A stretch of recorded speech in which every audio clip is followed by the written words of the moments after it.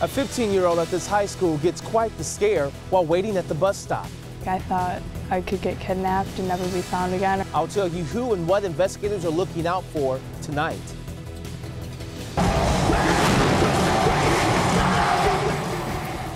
Little Caesars Arena open for business to the cheers of Kid Rock fans and the chants of some protesters. Live from downtown Detroit, Local 4 News at 11 starts now. Good to have you with us tonight at 11. It was, without a doubt, an eventful opening night for Little Caesars Arena. Before the Kid Rock concert, there was a protest and a counter-protest, which all remained peaceful. The main event, though, was a raucous affair. As always, Jason Colthorpe there covering it for us tonight at the new LCA. Jason. I'm sorry, I'm just kind of keeping my eye over the show's kind of letting out, and you never know who's going to end up behind me here. But yeah, we can't ignore the show here, considering Kid Rock was introduced as Michigan's next senator. But before this latest stump speech from the rocker, we had some tensions rising outside. The doors opening for the first time at LCA. Yeah! Fans ready for the arena's first ticketed event. We see him every time he's here. Kid Rock. I've seen him easily over 10 times. You came from Oklahoma? I've never seen anything like it. I mean, I've been to the Dallas Cowboys Stadium. How does this compare? There's no comparison. This is better? This is better. Yeah, now you're talking. Welcome to Detroit. That's what I'm talking about. No visa! No visa! But outside, a group of protesters marched and chanted against the Romeo, Michigan native because of his Southern rock rebel persona that over the years has included using the Confederate flag. Protesters often badgered and yelled at concert goers, and in one case, 2 President Trump supporters.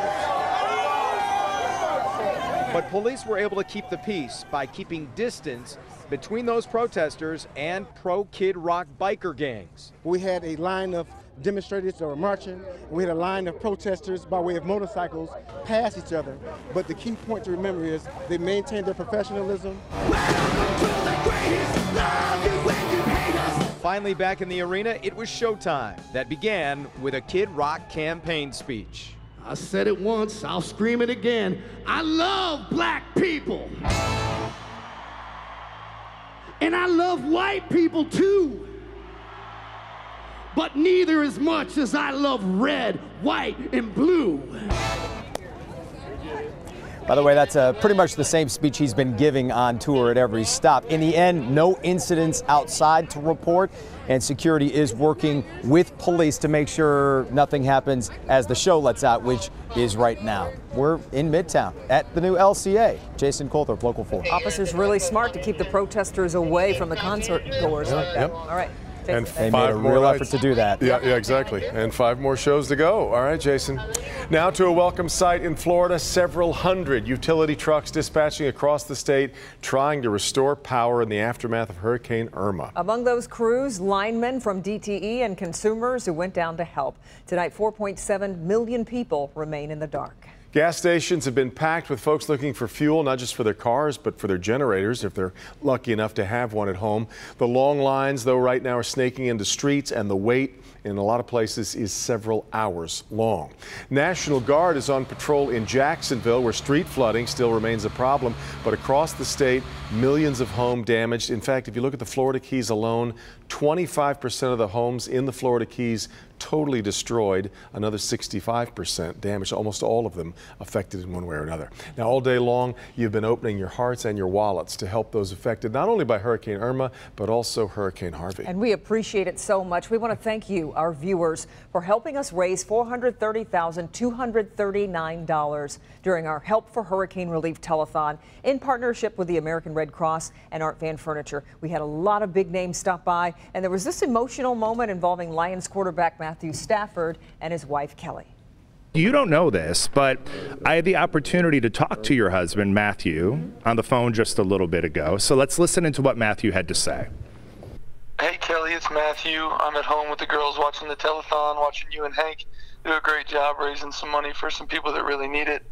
I know you would be on board with this, and you know, being from Florida as a kid and Texas, you know, it hits home a little bit for me. I'd like to donate $50,000, $25,000 to Red Cross Florida and $25,000 to Red Cross Texas to help the efforts and continue you know, the cleanup and everything it's going to take to get done there. I'm not surprised at all. I'm so blessed to be married to a human like that, and I'm so happy that we did that. That's amazing. Yeah, it's quite an after. You and I both spent a lot of time on the phone. Amazing the way people responded. It really, and a lot of people had to wait on hold for a while, and we appreciate them being patient and their giving. So, Irma, no longer a named storm or even a named depression now, but what is left of it is going to affect us tomorrow, Ben. That's right. It is officially a post-tropical cyclone, which is a fancy way of saying ain't nothing special, just a regular old low. But look at this. The clouds from what is left of Irma from the New York tri-state area all the way to the Dallas-Fort Worth Metroplex, spanning a good chunk of real estate. But it's weak. There's not a lot of wind with this, definitely not a lot of rain. But what is there is going to start making it up into Michigan. In fact, the radar returns are starting to get close to the state line. But we've got such dry air at the surface that anything that does fall is going to evaporate pretty quickly as it heads towards the surface. So the clouds are going to continue to thicken up as we head towards morning. I don't think that we'll see anything as far as rainfall until later in the day. We'll talk timing of that and a much warmer weekend all coming up, guys. A stranger danger alert tonight in Macomb County, where a man tried to lure a girl into his car. The girl was waiting for the bus at Ashland and Memory Lane in Harrison Township. That's where Jermont Terry is live. He talked to the teen about the frightening ordeal. Jermont. Yeah, Kimberly, this teenager was waiting at her bus stop trying to get here to L'Anse Creuse High. It was around 6:30 this morning when she says that guy pulled up and started striking up a conversation. But she believes he wanted to do more than just talk. I was scared. I was really creeped out. She's only 15, but knew something wasn't right when the guy approached her at Ashland and Memory Lane in Harrison Township. And the car stopped and asked me if I wanted to ride to school. And I didn't say nothing for a minute, and then I said no. And he said, get in the car. At that moment, her school bus arrived, and she quickly jumped on. But it turns out the bus driver had an encounter with this man at another stop. The guy stopped the bus a couple stops earlier and told him to say hi to another student. The bus driver reported the man, and the sophomore at L'Anse Creuse quickly called her parents, too. I thought I could get kidnapped and never be found again or end up in a ditch. It only takes a second and these kids are gone. The girl's grandfather is grateful she did not go near the man's car. If the school bus hadn't been there, was he alone, wasn't he alone? Would he have forced her in there? Would somebody just jump out and grab her? Who knows? This guy is white in his early 20s with curly, short brown hair. He wore a black and gray baseball cap and a silver chain. He was spotted in a silver four-door Honda, possibly a Civic. The fear is this guy may try again, just at a different bus stop, so this grandfather wants everyone to stay alert. Watch your kids getting out the door. Watch what's going on in the neighborhood. And especially watch over the next couple of days. Of course, if you know anything, you are urged to contact the Macomb County Sheriff's Department. Reporting live tonight in Harrison Township, Jermont Terry, Local 4. All right, Jermont. Well, one of the worst kept secrets in Michigan politics, but today at a rally in Midland, Attorney General Bill Schuette made it official. He is running for governor. He says his goal is to keep more money in people's wallets. I will be the governor, the jobs governor, who cuts taxes and gives Michigan families a pay raise. Schuette is considered really the front runner among Republicans, although Lieutenant Governor Brian Calley has yet to announce whether he will be running as well. Still ahead, why the next several months pose a unique risk for anyone looking to buy a used car. Also, a police chase leads to a Starbucks.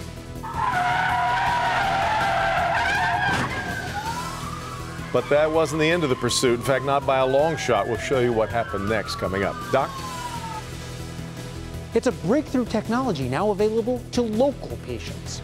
This is a game changer. This lets us do things that we can never do before. I'm Dr. Frank McGeorge. Coming up, how this technology is taking off the blindfold when it comes to treating cancer and how it could change treatments for the better.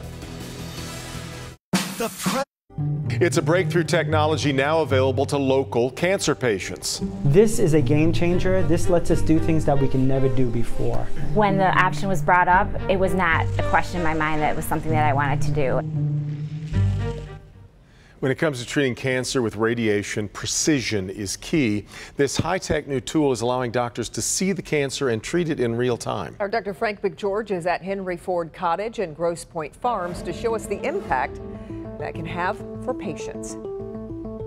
Doctors here say it's like taking off the blindfold. For the first time, they're able to watch patients' tumors as they're being treated and then make adjustments that they could never make before. It was a diagnosis that Debbie Pareca never expected. In 2009, I was not feeling well, having some very vague symptoms. Ended up in the ER, and they incidentally found a very small lung mass. Debbie was a non-smoker, but at age 41, this Trenton mother of 4 was diagnosed with lung cancer.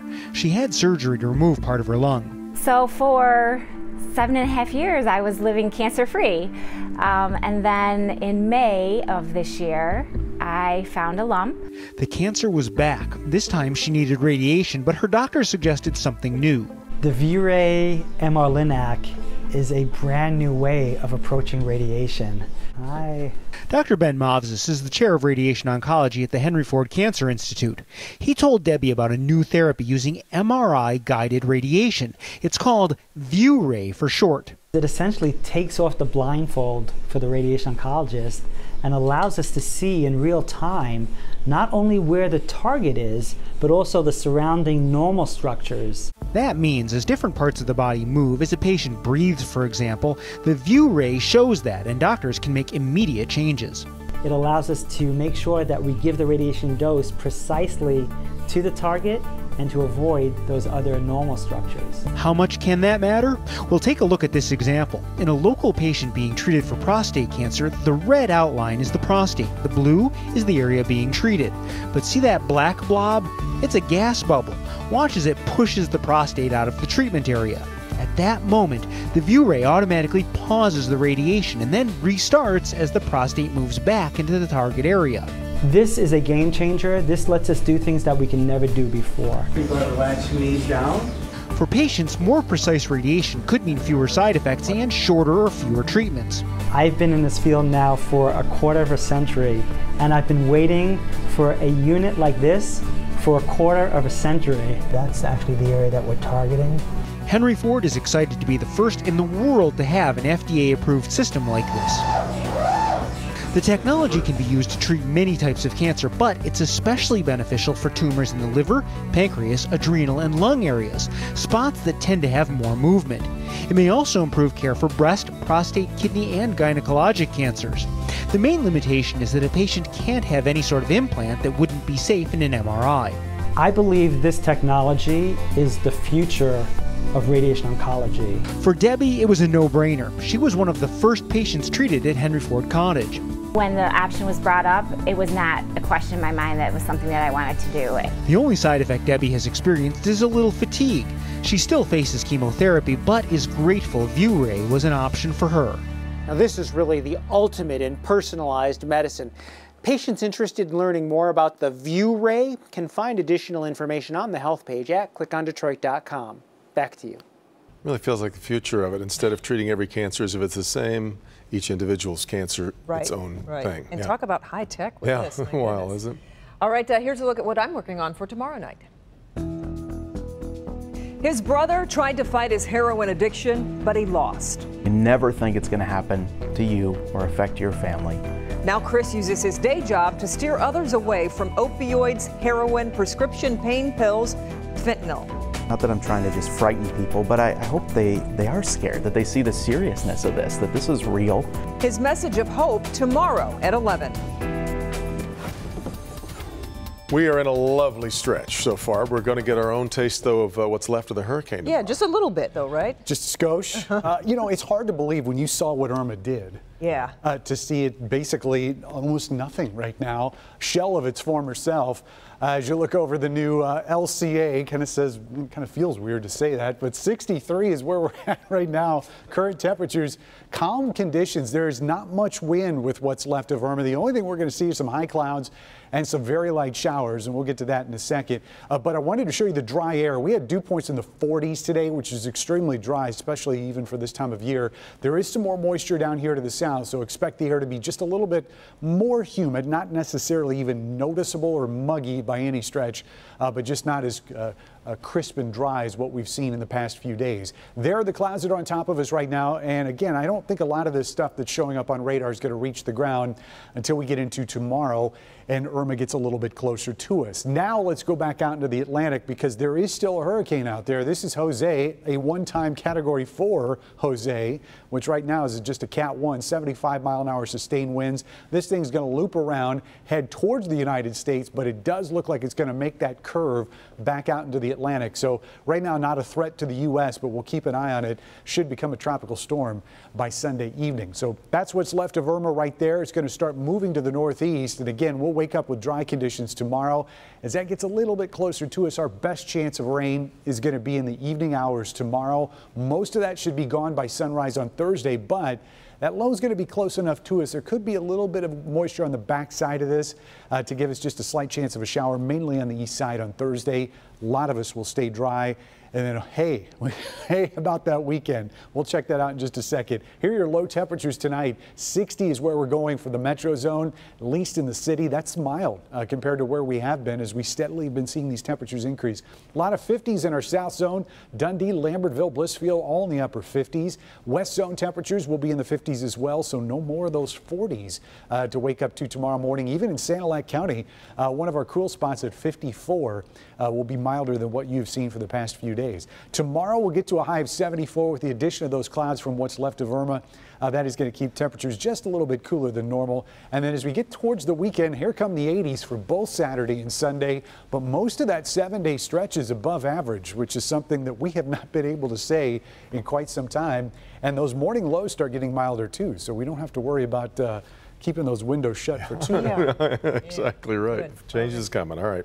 Well, we hope you will be with us for a star-studded morning on Live in the D tomorrow. Jane Fonda and Detroit native Lily Tomlin will be here live in our studio to talk about a very important project that's near and dear to their hearts. An interview you don't want to miss on Live in the D tomorrow at 10 right here on Local 4.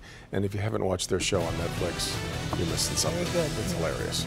All right, it was just announced 10 hours ago, and it won't be available for another 10 days, but people are already lined up for the newest iPhone.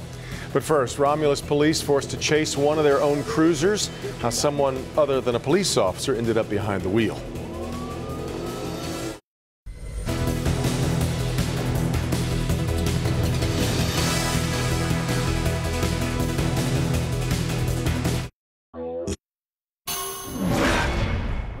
One person is dead, 2 others hurt in a high-speed crash on Detroit's west side. Witnesses said the driver was speeding up the street when he clipped a van and flew into a tree. People living on the street say that drivers are constantly speeding through there. Dashcam video shows police in Romulus finding their SUV after it was stolen. Someone took off with it while they investigated a break-in outside of a hotel. They chased it into Detroit, where the thief eventually parked it and ran off. No arrests, though, have been made. An unusual police chase in Los Angeles, where a woman crashes into a Starbucks, but then keeps going.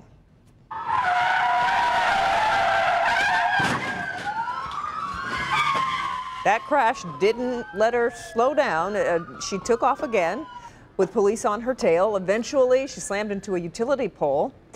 Firefighters had to cut her from the wreckage. It's not clear why she ran from police. Help Me Hank consumer alert about cars that took on water damage during the hurricanes Harvey and Irma. They could soon end up in the used car market all across the country. An inspection company in San Antonio says it's inspected 100 cars in just the last 3 days, 7 with flood damage. They recommend getting a vehicle history report before buying any used car. Right now, Carfax is offering free flood checks. All you need is the VIN number. We've posted a link on the Help Me Hank page at clickondetroit.com. No doubt there are a ton of cars that people will be looking to unload. Yep.